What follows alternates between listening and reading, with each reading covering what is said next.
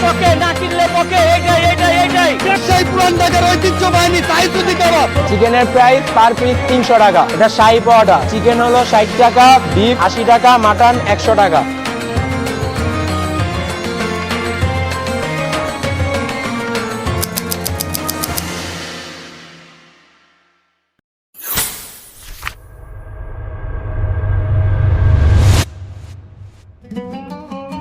রমজান মাস শুধু ইবাদত আর সংযমের মাস নয়, এটি কোটি কোটি মানুষের জীবন জীবিকা, এক বিশাল অর্থনীতির চাকা।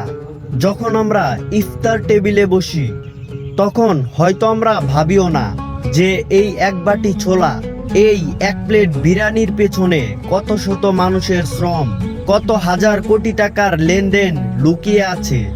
পর্দার আড়ালে রমজান কিভাবে একটি বিশাল অর্থনীতিকে সচল রাখে, আজ আমরা সেই গল্পই শুনব। রমজানের অর্থনীতি শুরু হয় সেই দূরদেশ থেকে, যেখানে খেজুর চাষ হয়।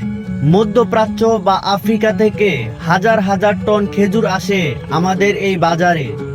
শুধু খেজুর নয়, ছোলা, ডাল, তেল সবকিছুর চাহিদায় রমজানে বেড়ে যায় কয়েক গুণ। কৃষকরা ফসল ফলাচ্ছেন, পাইকারি ব্যবসায়ীরা মজুত করছেন, পরিবহন কর্মীরা দিনরাত এক করে পণ্য পৌঁছে দিচ্ছেন আমাদের এই শহরের বাজারে। এই পুরো প্রক্রিয়ার পেছনে যে বিশাল সাপ্লাই চেইন কাজ করে, তা রমজানের মাসে সবচেয়ে বেশি সক্রিয় থাকে।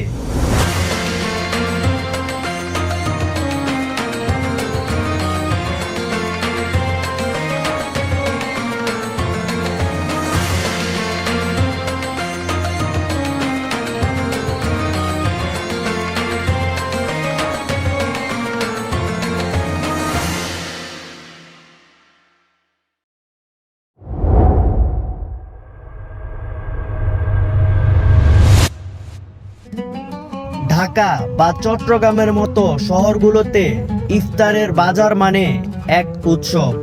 এই বাজারের প্রাণভোমরা হচ্ছেন সেই কারিগর যারা সারাদিন রোজা রেখেও আগুনের সামনে বসে জিলাপি, পেঁয়াজি এবং আলুর চপ তৈরি করেন। তাদের ঘাম এবং পরিশ্রমের ফসল আমাদের ইফতারের টেবিলে আনন্দ যোগায়। এক মাসের এই রোজগার দিয়ে তাদের অনেকেই বাকি বছরটা পার করেন। আমরা যখন দামাদামি করি, তখন হয়তো একবারও ভাবি না যে এই মানুষগুলোর পেছনে কত বড় একটা সংসার নির্ভর করছে। রমজান মানেই ঈদ, আর ঈদ মানেই নতুন পোশাক। রমজান শুরু হওয়ার সাথে সাথেই পোশাক শিল্পে এক নতুন গতি আসে। দর্জিরা ব্যস্ত হয়ে পড়েন, কাপড়ের দোকানগুলোতে উপচে পড়া ভিড়। শুধু পোশাক নয়, টুপি, তসবি, আতর, জায়নামাজ, এসব ধর্মীয় সামগ্রীর ব্যবসাও রমজানে প্রচুর চাহিদা। অনেক ছোট ছোট ব্যবসায়ীরা সারা বছর এই এক মাসের দিকেই তাকিয়ে থাকে। তাদের জন্য রমজান শুধু আধ্যাত্মিকতার মাস নয়, এটি তাদের অর্থনৈতিক মুক্তিরও মাস।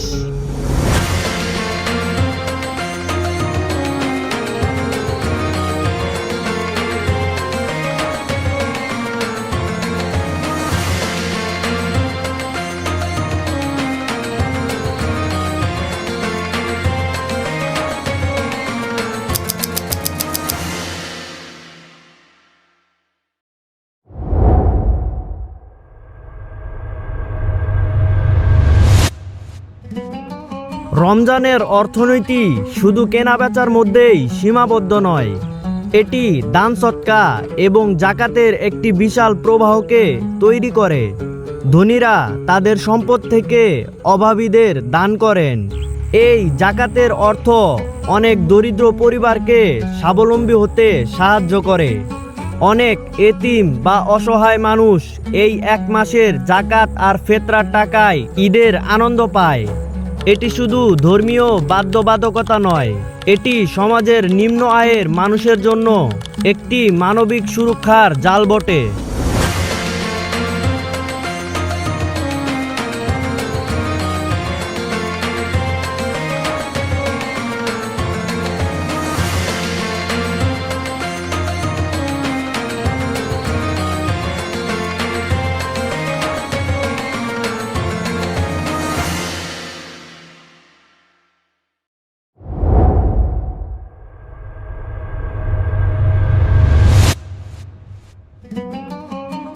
রমজান মাস তাই শুধু একটি মাসের নাম নয়, এটি কোটি কোটি মানুষের শ্রম, স্বপ্ন আর ভালোবাসার বিশাল এক মহোৎসব।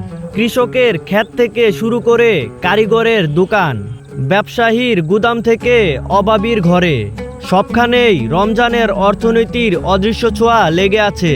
পরের বার যখন ইফতারের টেবিলে বসবেন, তখন হয়তো পর্দার আড়ালের এই গল্পগুলো মনে পড়বে। রমজানের এই বিশাল অর্থনৈতিক চাকা সচল রাখতে যারা নিরলসভাবে কাজ করে যাচ্ছেন, তাদের প্রতি শ্রদ্ধা ও কৃতজ্ঞতা। আপনার কাছে রমজানের অর্থনৈতিক কোন দিকটা সবচেয়ে বেশি আকর্ষণীয় মনে হয়? কমেন্ট করে আমাদের জানান। ফিরছি ঝাঁকজমকের নতুন কোনো ভিডিওতে। ততক্ষণ পর্যন্ত ভালো থাকবেন, সুস্থ থাকবেন। আল্লাহ হাফেজ।